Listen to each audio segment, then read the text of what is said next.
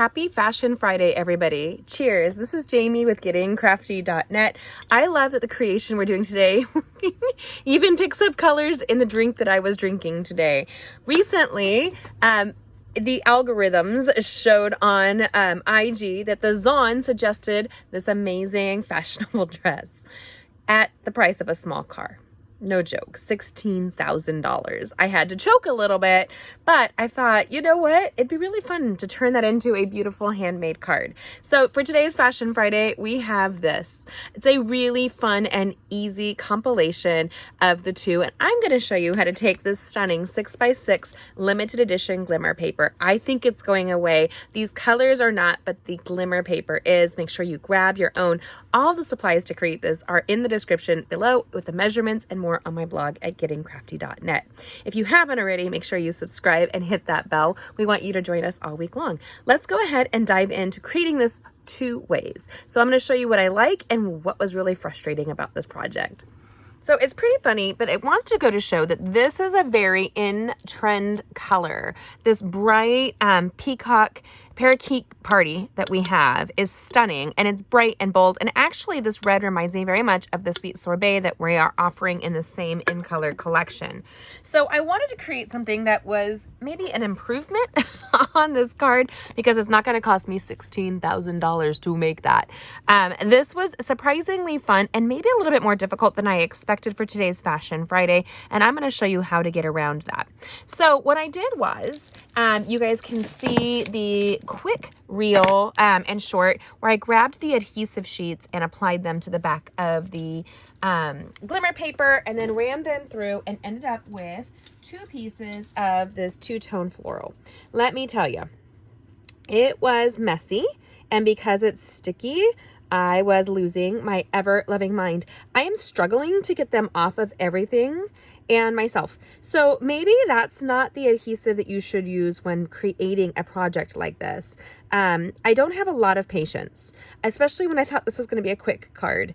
And I honestly really love quick and easy cards. This is a very simple stamping, elevated with die cutting. So that's all it is. And one of the tools that you desperately need to have is our take your pick tool. But look at it, it's like stuck all over my finger, and it causes a sensory issue for me and a little bit of angst. So I don't want that. But you want your take your pick tool, and this is the brush add-on, because otherwise you're trying to do it and you're fighting it, and you might have, like myself, a bit of a panic attack when things start sticking to you and then you can't get it off. And literally, I just found it on my seat, which means more than likely it's on my tushy. So try to avoid putting it on your tushy. How about that? That would be a good idea. I'm just going to go ahead and grab the last of these here and put it on my finger so that I can remove them really quickly. And I did die cut this twice using the two-tone floral background to create that. So you can see that here. I adore this die. So easy to use. And I'm going to show you how we're going to do that. And one of the easy ways to die cut thicker specialty paper, much like you see with this glimmer paper. But I have to get this off my finger because I'm about to have a panic attack. So hold on one second. Okay, so the secret I had to do is I actually took a scrap of paper from my trash bin and used that to pick all the bits and pieces off. Because the more I did it, the more it stuck to the underside of my nails, and I freaked out.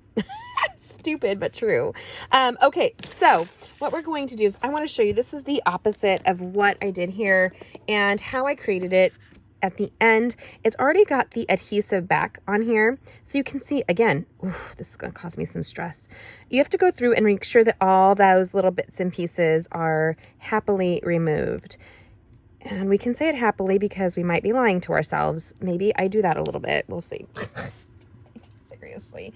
And so this is the Peacock and the Orchid Oasis. So we're going to go ahead and apply it to the crumb cake cardstock across the top. And just give it a good rub-a-dub-dub. 2 flowers in a tub. Then we're going to take the bottom piece, and I'll show you how I did that so it pairs up. That was kind of the important thing on that. And we're going to just kind of stick it in. I'm going to look real quick. Yep, that sticks right There.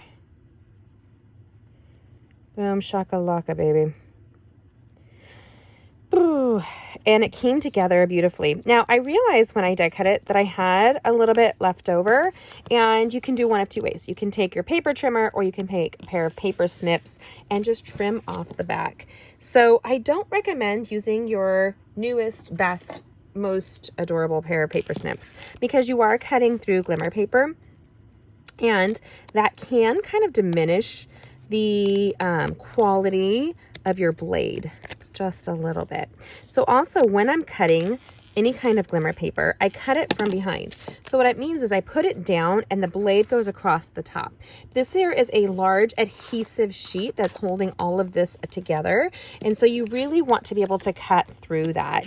And I'm gonna go ahead and just kind of trim that off. As we see here, a paper trimmer might have been easier, but I'm not freaking out, y'all. It's just a matter of doing this really quickly. And it's funny when a project doesn't come out the way I thought it was. If you've seen some of my other videos, I eventually get super giggly and excited when things do turn out better than I thought. Oh my gosh, it's on my fingers, you guys. It's killing me. It's killing me, the sensory issue. And I don't know why that is. Maybe I gotta pray about that. So we have this here. You can see the two-tone floral in two different tones. Make sure you turn it over and you use the edge of your bone folder to make a firm impression. And when you do, you might see those little shiny bits right there. That is one of the reasons why I use my bone folder from behind, to give it a deeper impression right there. And it also protects the bone folder. I don't have any glimmer or ink on there, but I did apparently have a schmutz. There you go. I think it's beautiful. And I see like little bits. This might be one of those projects that drives you bonkers, but I'm going to show you how to get around that. I kind of learned from this last piece. Now, what I did before was I did apply the adhesive sheets and then die cut it. And it was really challenging because the adhesive sheet is designed to stay on, and which meant all your little bits and pieces were designed to stay on. And I love the result. I would not have paired these together in a way like this, but don't you love it? I mean, seriously, you guys, I think it's beautiful. And this is a surprising stamp set to use, which I thought was funny because this is a limited edition of paper, and the stamp set's actually called limited edition. So we're going to use that to create this greeting one-of-a-kind creation here. It's very, I think it's perfect for this really over-the-top kind of look, while being simpler than it seems. Now, if I were to do this in a more complicated way, I wouldn't make maybe one or two, but I am feeling like this would be really fun to make several of. And when you die cut the two pieces, you are going to end up with making two cards from one piece because you have the counter piece. I absolutely love applying it on the crumb cake. I would not have done that either. And then we have this gorgeous parakeet background that ties it all together. You could even use white, you could use vanilla, you could do a lot. So what we're going to do is set aside our parakeet, and we're going to take the two-tone floral, which I had here right in front of me, and we're going to place it across the front here.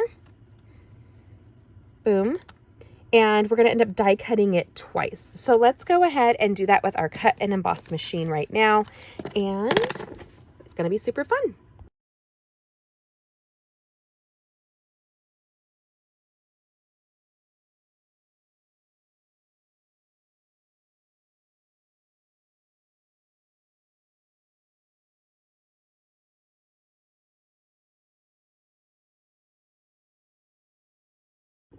Okay, so die cutting intricate pieces like this, especially through specialty paper that is extra thick, has a lot of extra adhesive applied to it because it is a glimmer paper, can be your challenge, right? And so when you add an adhesive sheet to it, it becomes more challenging, quite honestly.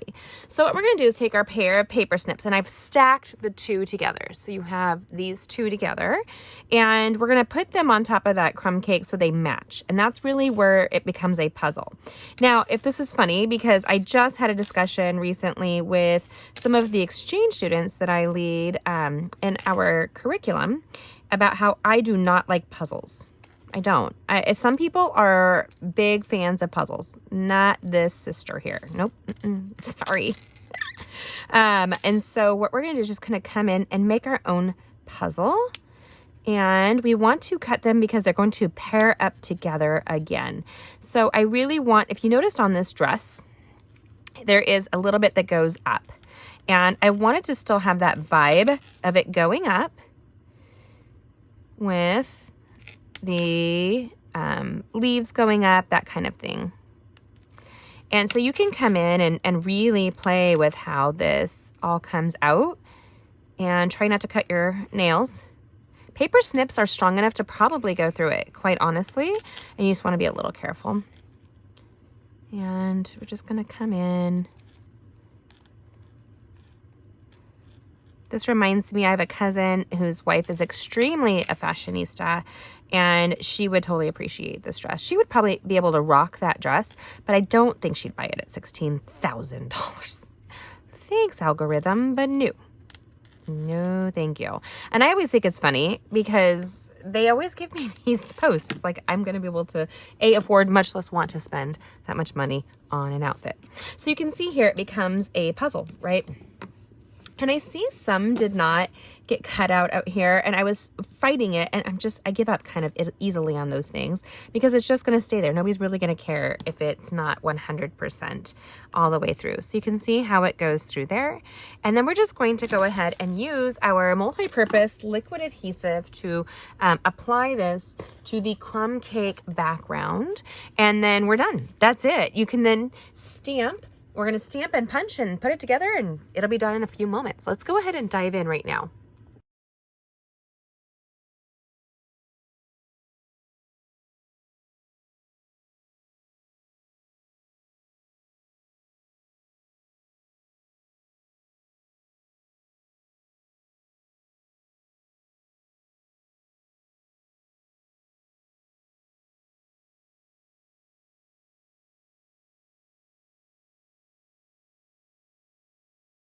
Now, to tell you I love this is really an understatement. Let me tell you, I don't love die cutting glimmer paper or specialty papers, especially glimmer, because they're thicker and it does take a little bit more patience, and I am not the queen of patience. It's a virtue the Lord teaches me on the regular, just being legit here.